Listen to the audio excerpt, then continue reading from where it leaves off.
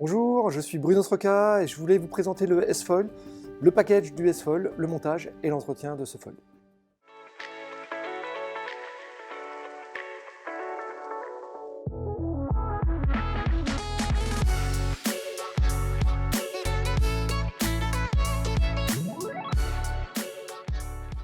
Quand vous recevez le foil arrive dans une housse matelassée, ce qui vous évite si vous faites tomber votre housse, d'abîmer les ailettes.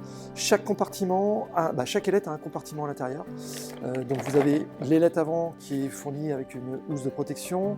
On a ici le stabilisateur de la même manière, le fuselage qui est protégé aussi dans un petit compartiment, le mât et la platine avec les vis dans sa petite boîte. Le but maintenant, c'est de vous présenter les différents éléments et de l'assembler ensemble pour voir comment on le monte assez facilement. Donc vous avez une petite boîte de vis où dedans il y a toutes les vis pour fixer le foil à la planche et de fixer les différents éléments du foil.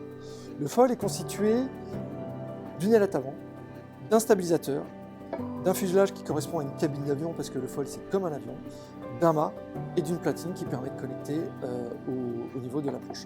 Donc on va commencer par fixer le stabilisateur. Donc le stabilisateur il est très simple à fixer, on a juste deux vis à mettre, c'est deux petites vis de 25, donc vous prenez les deux vis.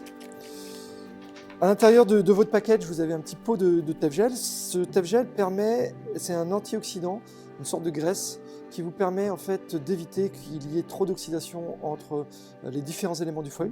Et donc il n'y a pas besoin d'en mettre à chaque fois, il suffit d'en mettre sur le pas de vis, vous en mettez un petit peu là latéralement, et puis vous avez juste à visser après directement dans le trou.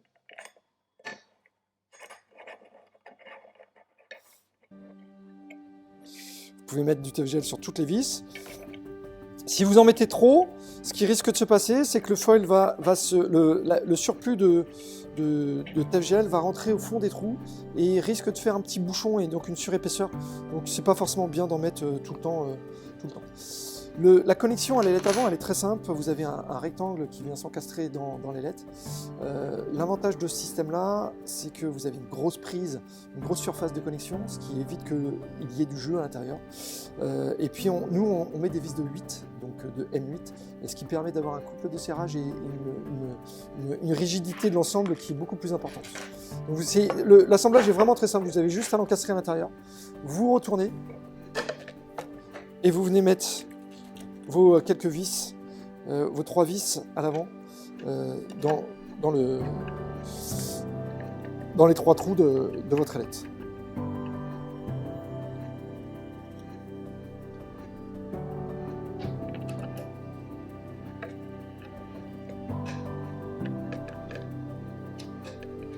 Alors faites bien attention de visser dans l'axe, parce que si vous vissez de travers, forcément, ça a du mal à rentrer. Et après, vous abîmez votre pas de vis.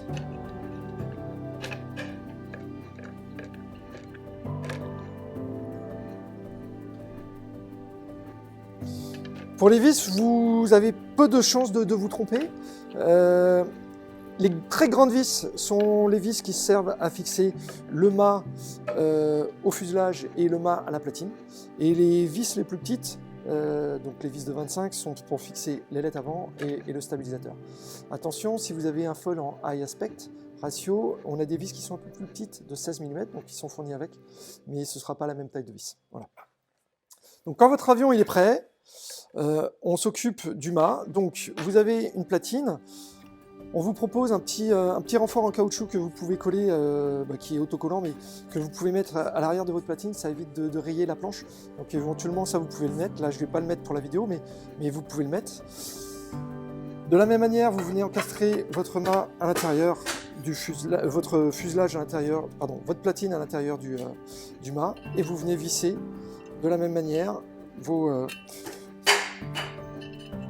deux vis. Donc c'est les grandes vis cette fois-ci, et qui vous permettent de fixer votre foil, votre platine au mât. Vous n'avez pas besoin de serrer très fort, on a fait le choix de mettre des vis relativement grandes. Donc si votre foil, si vous n'avez pas serré ou si le foil a commencé à se desserrer, les vis la longueur de vis vont vous assurer que le foil ne pourra jamais partir et vous ne pourrez jamais perdre le foil. Donc vous n'avez pas besoin de serrer très très fort les vis, chaque vis. Vous avez très peu de chances que le foil, vous n'avez pas de chance que le foil se détache.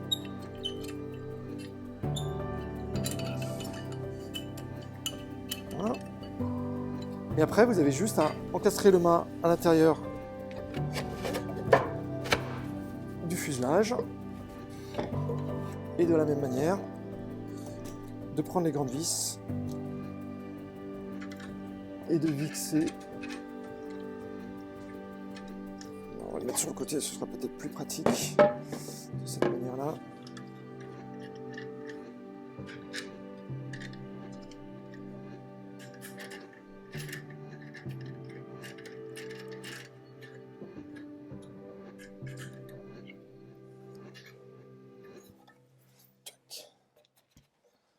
Voilà, votre foil est monté, vous n'avez plus qu'à aller à l'eau et amusez-vous bien.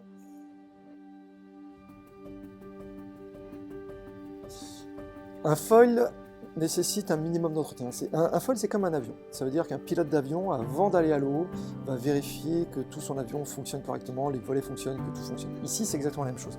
Avant d'aller à l'eau, je vous conseille de vérifier vos vis, que tout est bien serré pour éviter que ça se desserre en navigation.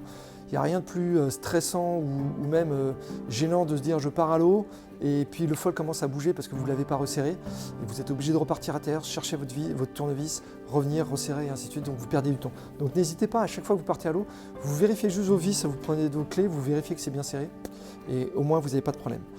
Un foil, ça s'entretient en particulier sur des foils en alu, il faut les rincer. Et si vous ne les rincez pas, de l'oxydation peut exister entre l'alu, le carbone et l'inox, les vis en inox. Donc il y a deux choses à faire. La première, c'est de rincer votre foil. Idéalement, si vous ne voulez pas tout démonter, ce que vous pouvez faire, vous desserrez légèrement les vis, vous prenez une petite bouteille d'eau de 50 centilitres et vous versez sur toutes les connexions de l'eau dessus, ça évitera que ça s'oxyde, et puis c'est de mettre du Taf-Gel. Le Taf-Gel va vous permettre d'éviter l'oxydation entre les différents produits et la clé, elle est vraiment là, c'est de nettoyer et d'entretenir de temps en temps son foil. Si vous décidez de ne pas naviguer pendant une longue période, moi je vous invite à tout démonter et à tout dévisser pour le ranger dans la housse, pour éviter que ça s'abîme déjà d'une partie, mais surtout ça va éviter qu'il y ait de l'oxydation qui puisse se créer sur les différents produits. L'objectif de cette chaîne, c'est de vous présenter toute la gamme Sroka, de vous donner des astuces aussi pour naviguer. Donc au fur et à mesure, on va vous faire de plus en plus de vidéos. Donc n'hésitez pas à vous abonner ici. Et puis comme ça, vous serez au courant des dernières vidéos qui vont sortir, mais on va vous en faire assez régulièrement. À très bientôt!